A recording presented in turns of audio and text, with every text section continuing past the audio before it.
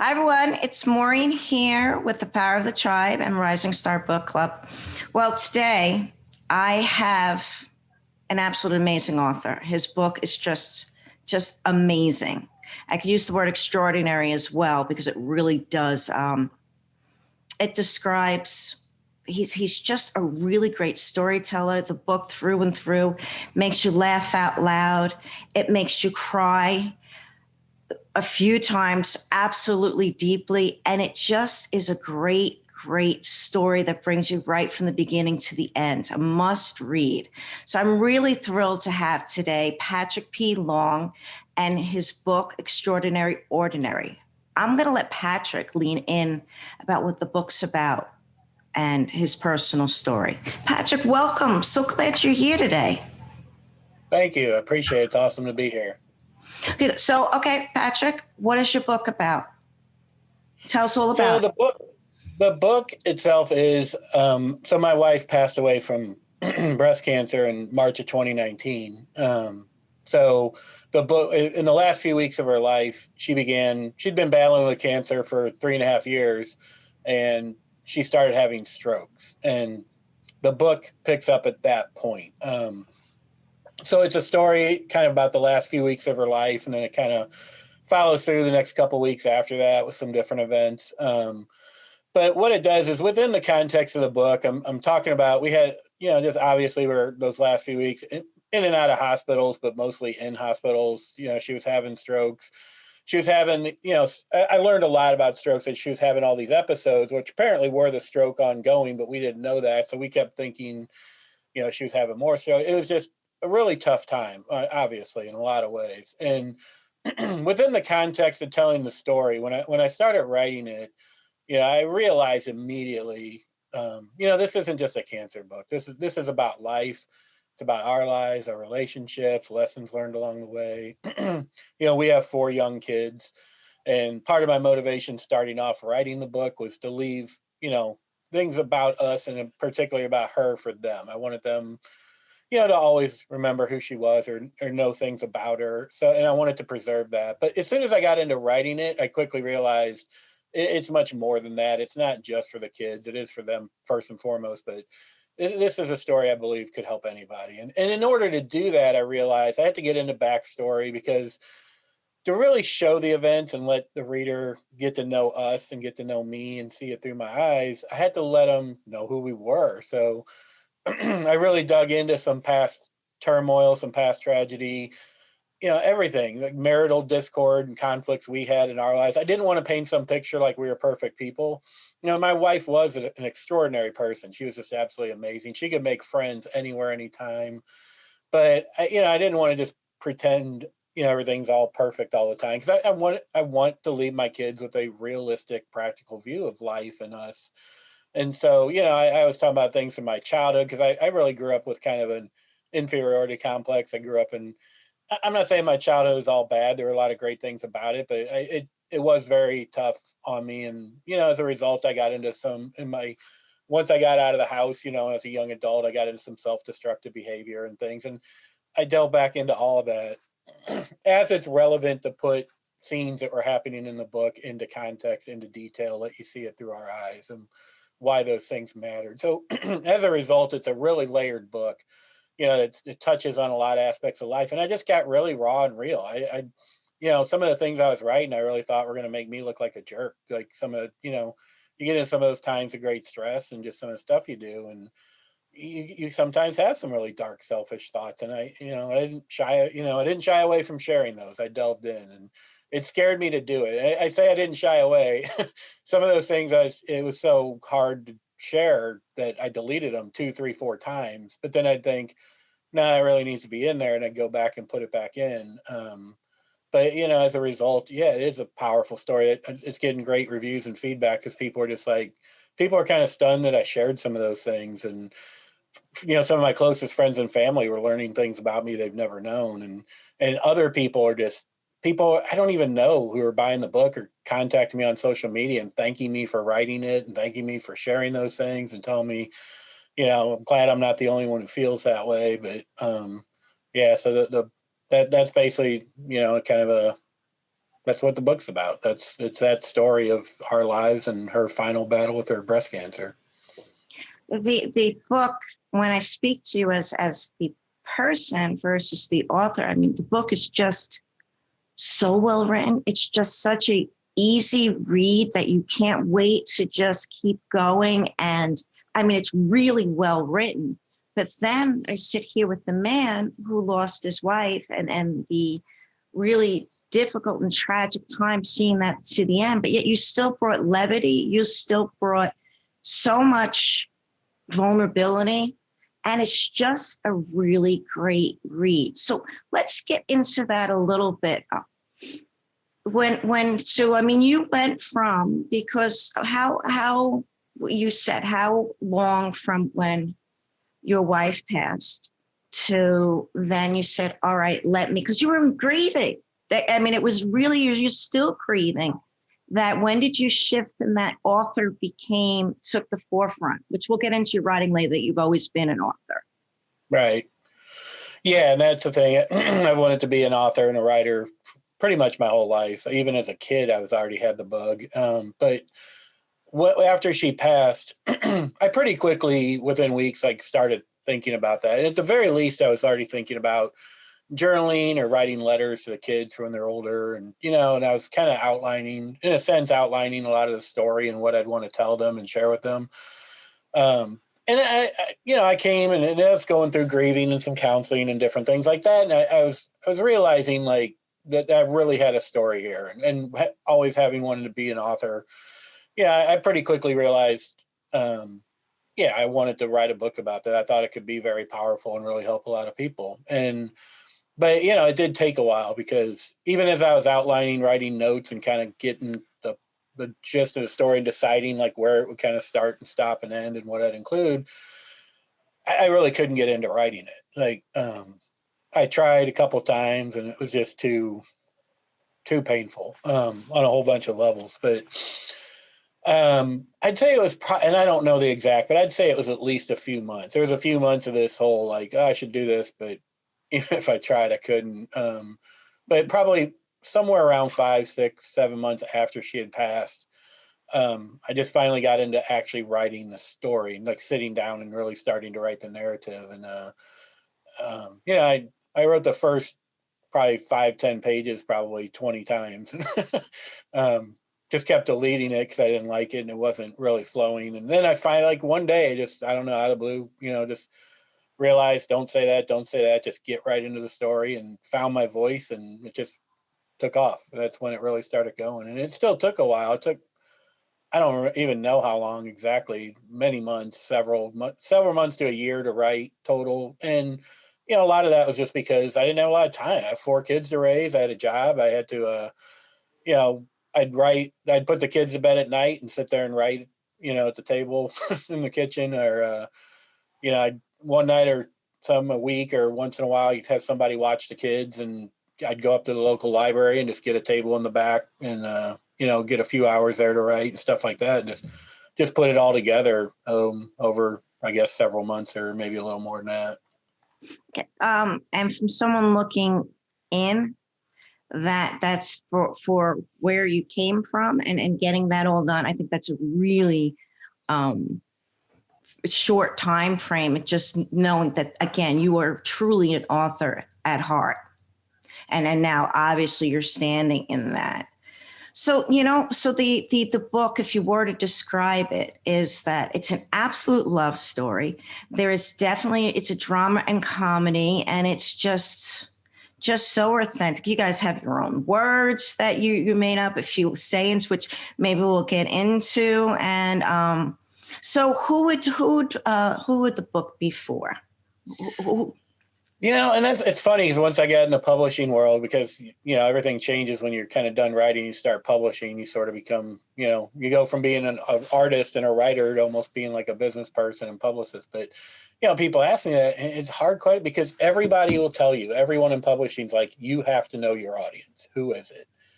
And the tough part with me, and it's not just me, is that a lot of the feedback I get from people, it's kind of for everybody. Like, and I know in a way, marketing it, I should have a target audience, but it's hard to narrow that down, because young people. I mean, I've had teenagers read this and just be blown away. I've had adults, men, women. I mean, I think it appeal more to women. And obviously, the more you're older, because of all the issues it's dealt with, the more you're really going to get it. If you've been in a serious relationship, have a life partner, been committed, had loss, and you're older and you're a parent, you're going to probably get more out of it, or it's going to resonate with you more, and you're going to get it. But even for kids, like that was part of my motivation in writing it too. Like wanting my kids, you mentioned it's a love story and all that, and it is, but it's a honest and real one. Again, I didn't paint us to be perfect people. And I showed some very severe marital discord. We had some different points in time, and shared that very candidly. And people love that. But I have people from all walks of life, all areas, different ages, whatever, who are just astounded by this book and just keep coming back to me with this incredible feedback. And because of that, honestly, I don't know how to narrow down the audience. I'm like, I've even had people give me that feedback. You can you'll see that if you went on Amazon, read some of the reviews, people will be like, this book's for anyone with a heart. Like, so I almost wish I could narrow down my audience better, because I'm told I'm supposed to do that, but it's kind of proven to be a challenge. Well, of course, the book is that extraordinary. It really is. And so, did we go into the title? Oh my goodness! Tell us what the title of the book is. The title of the book is Ordinarily Extrodinary. So, and that reflects, when people see it and read it, they, and it does, they think it reflects us, because we are ordinary people. We're not rich. We haven't. We have a little 900 square foot house that we're still in 20 years later. We didn't think we'd be in all these years later. But, I mean, we are ordinary people, but we've had such an extraordinary life. And that's really a huge theme of the book, is being grateful for what you have.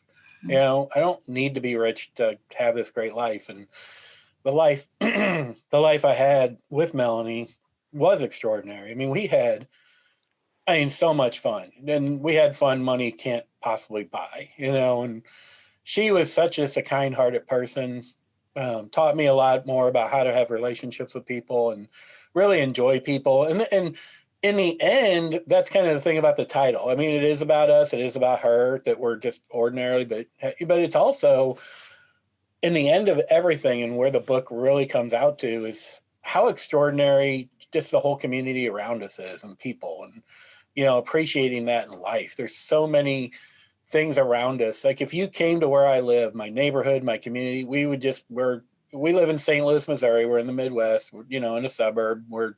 Look like the most ordinary people on earth, but this is such an extraordinary place to live. I mean, and the way the people of our community came together for us, and did stuff for us, both during her cancer battle and after she passed, has just blown me away. And it's just things, unfortunately, you almost can't understand and appreciate all that and what it all really means until you've been through it. But I wouldn't want anybody to go through this. But that's part of the point of sharing the book, is to share those experiences and let people see it through your eyes. Because, I'm just blown away every day by how awesome, all the people. And I'm not trying to pretend everything's perfect. It's not. There are people around you who are jerks and stuff, but you learn how to, not let that get to you, and appreciate all the great things you have around you. And, that's really in the end what the title reflects, that larger, just awesome, the community, the tribe, to use your word, the power of the tribe you have around you. That's exactly what this is all about. And that's how we're living today. We still to this day have so many people in our community who are just so kind to us all the time, and just doing stuff for us, or just being our friends. It's just awesome. Well, you start with the leader, who was very much such a people person, and to bring out, just to find out about them and take the time in every instance that she could. That was Melanie's relationship with just strangers was the core of this, and that's through and through the book, through what she was doing. Tell us a little bit about that. And now, of course, all these people that were in your lives and she touched, they naturally then came around, and that's very powerful. And it's her superpower, right? And just a beautiful gift. It is. She's a rare soul. You don't, the number of friends she had and just kept making friends through her life was just she was the person, she would come out of the hospital. We go in for a hospital stay of a day or two or five or whatever it was. And she'd come out with like phone numbers and contact information for 5 people she made friends with while she's in the hospital. you know, but it's a big part of what attracted me to her, because I was at a point in my life when I met her, that I was really learning to grow into myself and appreciate people more and be more confident about myself. And we went out to lunch one day, and she got in this conversation with our server. And I just was blown away. I couldn't even believe how quickly and how deep of a conversation they got into, and how it just kept going on and on. And it was like she knew so much about this person in 5, 10, 15 minutes. And it was just, I'd never seen anything like that before. I'd never known anyone like that before. And I just realized I want that in my life. And I just kept, I mean, literally probably in the thousands of times, like just over 20 years, just watched her do this again and again. She'd go into the grocery store and make a friend, and we'd be at the person's house for dinner 2 weeks later. It's like, it was amazing how she could just connect with people on such a level. And it's funny because people are like, how'd she do it? And I'm like, I don't know. Like, I'm like, 20 years of watching her do it and listening to her do it. I still really can't. I'm better with people by far now. And I can make more friends and be better with people and be kind, but I certainly can't do what she could do. It's a gift that she just had. Her sister and I have become even closer since she passed. And we we talk about this all the time. We're like, we both feel like we should be more like her, and we're both less like, but we can't. We just we don't have that superpower. Like, no matter how hard we try, it's like sometimes if I try to start connecting with people in the way Melanie did, or asking them some questions about themselves, I think it almost comes off weird. I kind of quit Like, doing where are it you because I don't coming want to from? look all creepy, because they're almost like, why are you asking me? And how she could do that, or why, like something about the tone of her voice or just the way she did it, I don't know. But it was just, but also the other side of it is, to what extent you can do it or not. No, I'm not going to make 1,000 friends like she did, and I literally mean 1,000, probably plus. But just realizing though to value relationships, value people, and just being kinder and connecting with them, and seeing how much that enriches your lives. It drives the way I behave and the way I interact with people now and forever, and it always will. This was the legacy she left for you. When you guys were talking, and the scene in the ICU, and they threw out the 2-person rule, right? And just the people just kept coming. And Mhm. there was another place where you were just so keeping up the communications and the texts, and when you could, and you had said that a food would show up, toys for the kids, and you didn't have some, you didn't even know who they were from, and this was all a byproduct of the love that she had for other people. Right. Right. Which we're still getting to this day. People still, it's a year and a half plus. And I've heard people talk about stuff like this, and they're like, you go through something like this and everybody's there for you for a few weeks, couple of months, and then it just kind of tapers off and it goes away. And it has tapered down quite a bit, which naturally it should, but it hasn't completely. We still have people who, like, friends of Melanie's, like people she used to work with and stuff, who will like drop off snacks for the kids kind of unannounced. Like, bags will show up on our porch, and it's over a year and a half later. And I think that really speaks to her. Like, people loved her so much, and they just want to stay kind of connected to us as a result, and do things for her kids, our kids. And so again, that's one of those things where when you've been through it and now you've seen the other side, so to speak, and you realize the value of that. I mean, because basically she was just kind to people, but that kindness over and over again through the years, and putting other people ahead of herself so often, it's paying off for our family to this day. I mean, not, food, snacks. Like, we've had people like show up unannounced, like, or like while we're not home, and like mow our grass or landscape our yard. Like, just crazy stuff like that. And here and there, some stuff like that still happens every once in a while. It's crazy. I just can't even believe it. That's where I was talking about the power of your community, the power of the tribe is just so amazing to see that and see how much better we all live when we're just good to each other, you know? And leaving this gift for all of you and all the people that got to know her. Mhm. So it's so funny. So before this, right, we've discussed you've written how many other books? I know you read the book about your dad, right? And I know there was a few. So is there, besides that, is there? I know there's books in the works, but Yeah. and where I'm going with this is that you were a writer. From when did you start wanting to be a writer? I mean, literally from the time I was a kid. One of my kids, or a couple of them, sort of have that bug. I can already see in them too. That like he is. I would sit there and just write little stories all the time as a kid, and some kids do that here and there, but I would just do it all the time. And every time I read a book, I wanted to write it or write a better one. But even as a kid, even young, like we're in St. Louis, Missouri, which is only about an hour to an hour and a half drive south of Hannibal, which is where Mark Twain is from. And we used to, like, at least once a year, we'd take a trip up to Hannibal just for the day. And Hannibal is one of those towns that's built around Mark Twain, Tom Sawyer, Becky Thatcher, and I read all those books, and I'd reread them every year. And we'd go up there, and they have everything in the town. Like every business is like the Tom Sawyer Hotel or the Becky Thatcher restaurant, or it's that kind of thing. So you're in there, walking through, like they do tours of the cave with the cave from the those books and stuff.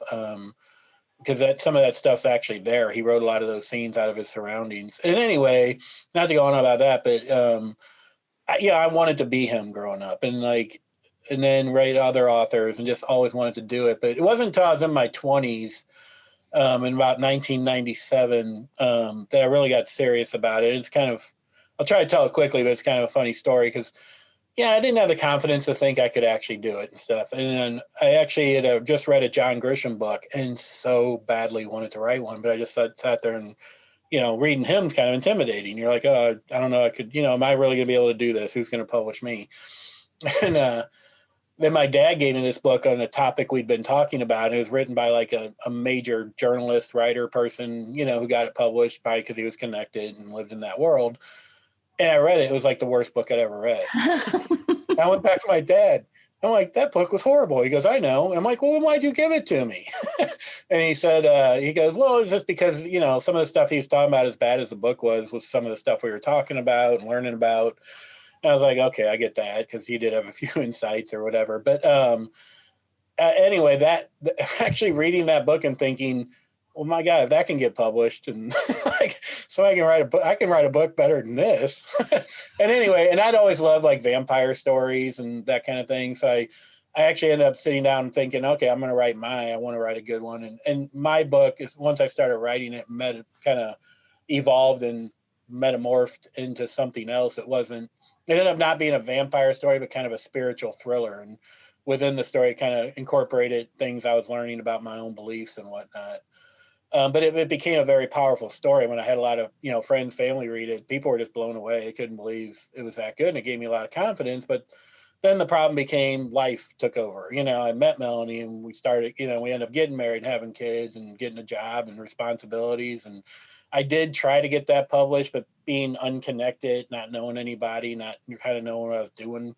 Also, I got about 75 rejection letters from like agents and publishers, and the book just ended up getting thrown on a shelf somewhere and collecting dust. And several years later, major life event, my dad passed away. And after he passed away, when we were sitting around telling stories about our childhood and stuff, I took all those, and I turned it into one story, one book, which, people always ask me, like, people are always asking you what your book's like. And the one thing I compare it to, less than a book or more a movie, everybody probably knows the movie A Christmas Story, the little kid with the Red Ryder BB gun. It's that type of story, that type of spirit. It's a very fun, very funny, I want it, as much I mentioned earlier in this show that I had a lot of troubles in childhood, but it wasn't all bad. I wanted to look back at the best parts of it, and also wanted to honor my dad because he was a really great man. And so that book was fiction, but based on all these true events of stories of ours over the years.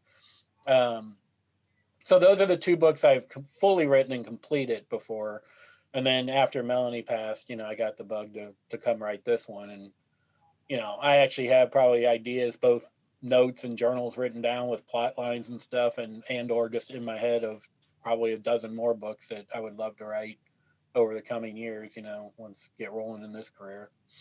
Okay, so this is important here. So with this book, and it's an absolutely huge success, and will continue to build because it's just as more people get their hands on it. So what made this book the opportunity to get it out there versus what changed? Was it with who you connected with? Was it what was the difference? A lot of things. I mean, it was just the project of the moment. I mean, because Melanie did just pass, and it meant more because it was something I want to leave for our kids, and I saw the power of it and the fact that it could help other people, and the fact that this was the one I was working on right now, and I had, so I was in the process of writing, editing. It just made sense to just flow with it, as I not just write it and put it down and say, oh, I'm going to go back to the first book, but just stay in the the rhythm and momentum of what you got going. Plus, and then the other part about publishing, now I self-publish, and I've been a student of everything about this for decades. I mean, I have gone to writing conferences, writing seminars, writing classes, read books on writing, and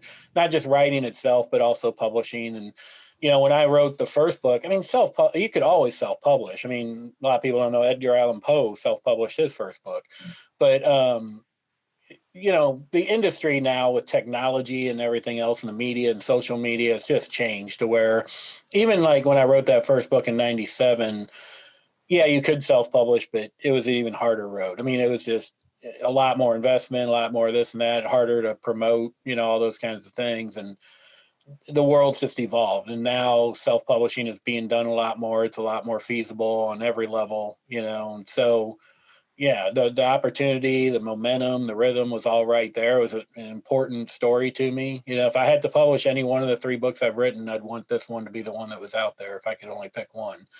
Not that I don't love the other two, especially that first one, but and I want to get them out there, and I will. But this one was just the right thing at the right time. Okay, so it's absolutely the right time, and things have changed. So now is a time that if someone really has a book inside them, that to be able to do that, you don't need to be connected to the New York Times bestseller and go that route. That there really is valuable options for people who want to get published. Yes. Okay. Absolutely.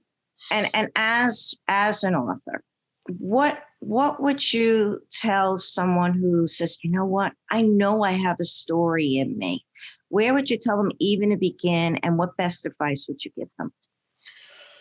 Well, first of all, write. I mean, you can, it's like anything else in life. You can procrastinate and dance around something, all the time, but you just got to do it. You got to get in there and just start going. And then, obviously, if you have or haven't, you got to study, get some coaching, read books on the art and the craft of writing and learn about it. There's groups everywhere. Like, there's writers guilds, they call them. Like we have the St. Louis Writers Guild. I've been a member of that for years. St. Louis Publishers Association. You go in and they have like, monthly meetings, stuff, and they'll bring in people who'll tell you all, just go over with you all kinds of topics on what to do, how to do it. But, you study, you learn, you practice, go take a couple of classes. You can go to your local community college. They'll have creative writing courses, stuff like that. It's all around you. There's plenty of resources, but, or find the right coach or whatever. I had plenty of different people through the years, and get into like, there's writing clubs out there. You get out in these writing clubs and write and review each other's work, or, different things like that.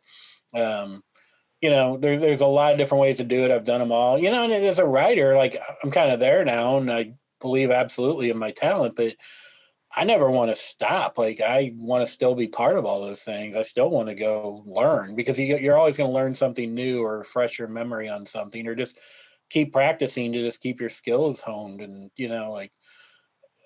so that's what any writer needs to do. You kind of need to live it, and all your writing doesn't have to be perfect. Just get stuff down. Like you can always edit later, There's a famous quote, and I always forget who said it. Somebody recently told me, it was a Supreme Court judge who said, but he said, there are no great writers, there are only great rewriters. And, It's so true. But just anywhere you are, just jot and note. I used to play a game with a couple writer friends of mine. Like if we went out to dinner or somewhere and we are talking about stuff, and you'd see like people around the room, and you'd write or tell their who they are. You'd make up names for them, or you'd play writing game. I'd like to play writing games. It's like write a scene. Write a short story. And just do that with people or do it for yourself. You're out, you're bored, you're waiting on a flight or a plane or sitting around somewhere, just write about something around you and your surroundings. I actually found a journal not long ago that when Melanie and I had gone on our honeymoon, I had been kind of journaling our honeymoon. And I found this after she passed. And I had been sitting on the plane just writing details about the plane. And then when we were on our honeymoon, I wrote about some of the stuff we'd been doing. And like there was a time when there was like a military truck came driving through the street we were on out in front of our hotel, and I went back up later and like wrote some of that down, like poolside or whatever. But anyway, the point, it was neat because when I read that journal, years later after she passed, I vividly remembered being in those places again. And just do that even for yourself. Just keep writing, write about whatever you're seeing, doing, preserve those ideas, those thoughts for not only getting published, but for your own memories and everything else too. So just write. Yeah. Okay. Best thing you can do. You don't learn to play basketball by sitting at home watching it. You learn to play basketball by getting on the court and playing. Okay. Yeah. So first of all, let's tell us where the book is, and then also what's next, and what are you starting for other writers as now that you are an international bestseller? So yeah, first of all, you asked where's the book. The book is really anywhere books are sold. It's out on Amazon. That's the main place, but it's registered. There's book registries that it's in, so any retailer really can look up the book and order it. You can go on Barnes and Noble online, or go into Barnes and Noble and get it from them, or wherever you want, any bookstore. But yeah, Amazon's probably nowadays sells the most books of anybody. But and then yeah, after that, you said kind of what's next. I mean, right now I'm kind of in the process of promoting this book, but I'm also working on I'm starting a coaching program of coaching other writers, and yeah, I'm doing that as much for what it is. But again, like I said, it's kind of fun for me, and I love sharing and helping with people. That's what it's all about, right? That's what we've kind of been talking about with kindness or giving back to your community, and it's one of the best ways I can give back. Plus, it's just fun. I love writing. I love talking about writing, sharing with people stuff I've learned and how to make your writing better and what to delve into. And yeah, I think I'm kind of unique. It's not just about the nuts and the bolts. It's not just about the grammar or the this or the that, or just plot structure. That's all part of it. But I feel like what part of what makes me good is learning to get real, get raw, get deep. I mean, I don't care almost what kind of book you're writing. The more you put real, deep, meaningful stuff into your characters, and some of the ways that means bring out the stuff that scares you. Get real about your own stuff, and teaching people to do that and look at that and think about how do you make your characters real and relatable, and that's what makes them real and relatable. Their own, vulnerabilities and stuff, and just I appreciate now even more than I did before getting into that after writing this book, because I see the power of it. And to share that with other authors, other writers, that's a great thing to do. I just look forward to working with people and seeing their ideas and coaching and just working together, because it's just so much fun. I have a blast when I'm writing. So I want to do that all the time. And then down the line, as quick as I can, once I get some other things going, I want to write some more of these books, get the other couple I've already done edited up and published, and keep moving on, putting books out there, as many as often as I can. So, it's really funny with a bit of a takeaway.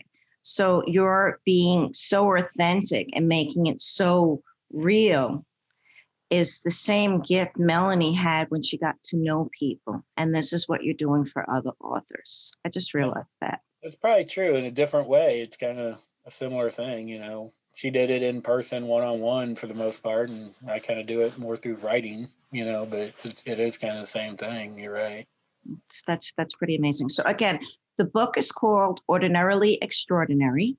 Mm-hmm. And I highly, it's just an amazing, great read. And it'll make you laugh, it'll make you cry, but it's an inspiring and just an amazing story. So highly recommend that. Now also, Patrick, so people have questions, authors are saying, hey, great, I have these ideas, they want to get in touch with you. Where can they find you? The best way is I have a website. It's pretty easy. It's patrickplong.com. Don't forget the P in the middle. patrickplong.com. And you get on the website, my contact information's on there. There's a form you can fill out to get on my email alerts list. It's like a newsletter alerts list. So, if you're on that list, that's great, because anything that goes on in the future will, email out to people and let them know, whether it's, coaching stuff or another book being released or going on a book signing tour, one of these days after COVID, or just other events, stuff like that. We can send out notices about it so you can stay informed. So get on there and sign up for the email list. I have other stuff on there, obviously, about like media appearances, podcasts I've been on. All the links to, buy the book are on there too. So it makes it easy to find. And also a key thing is my social media links are on there too. So you can connect with me on Twitter, on LinkedIn, on Facebook. There's also an email, the mail too, where you can shoot me an email. Feel free to, so all those things and more. The website's got it all. So, I mean, one of the most powerful things about the Rising Start Book Club is our network. So if you have questions for Patrick, reach out, because this is what we get to do. And when you're in your power with your network, that's where it all happens. And all writers, they need to be connected, right? And learn from each other. Okay. Oh, yeah. I mean, it's funny you say that, because that's so true. And yet I think sometimes when you think about writing, you think of it as a solitary thing.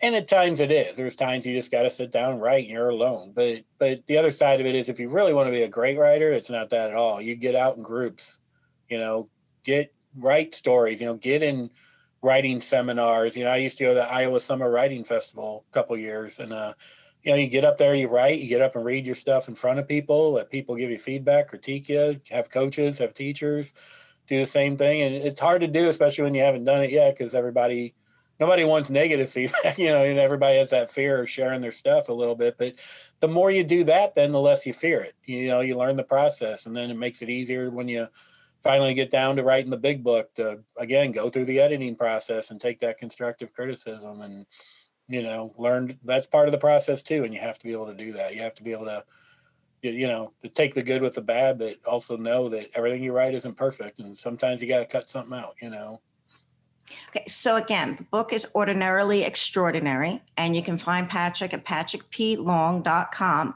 And hey, it's part of the network. Reach out to him, send him some questions. And thank you for the book. I really, it's a great book. Everybody, thank you, Patrick. And we'll be seeing more of you. Thank you. I appreciate it. Bye, everyone.